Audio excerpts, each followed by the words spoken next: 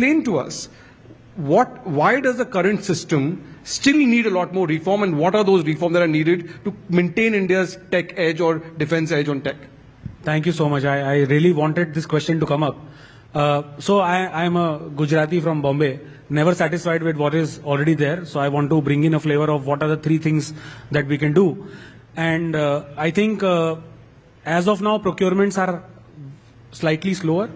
And procurements, the nature of the process demands for more than one company to participate, which is why sometimes we see dilution of specs and tech capabilities. The specific thing that needs to be done is that the user and the industry needs to sit together and prepare a roadmap of what is required. And this roadmap has to be such that when a company achieves a threshold, that is the equipment that you need to procure. At that time, we can't really say where are the three bidders going to come from, and how do we make sure that, if I have a spec that is defined, let's say, I'm going to give an example. I want a UAV that is having the capability of going 100 kilometers and doing surveillance and having jamming proof and GPS proof kind of specifications. This roadmap has to, ascertain that when a company achieves this, the next thing is going to be an order. So that's how companies will be motivated to build tech and break technology benchmarks. That's the first thing that needs to happen. The second thing that needs to happen is, irrespective of what platform you are building, when we talk about conflicts, there is a requirement of building any type of platform, from the smallest one to the largest one, which is electronic warfare hardened. So there are many ancillary technology areas that need to be built in, where government needs to start giving in research.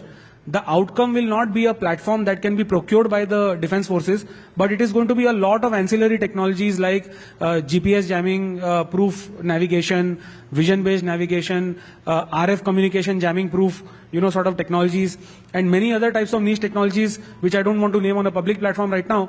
But these will be an input for the top 20 drone companies that are anyways building platforms. So that is the second thing that we need to work on.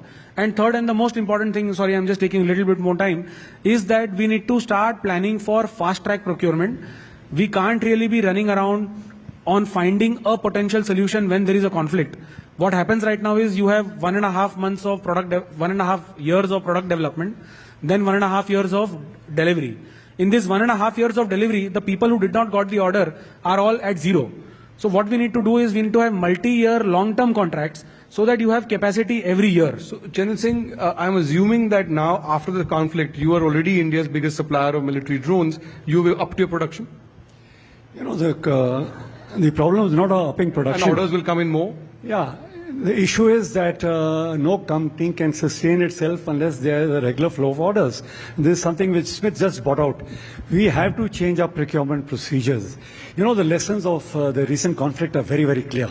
The first lesson, let me reiterate, is that use of drones is a cheap, low-cost option with getting results much out of proportion.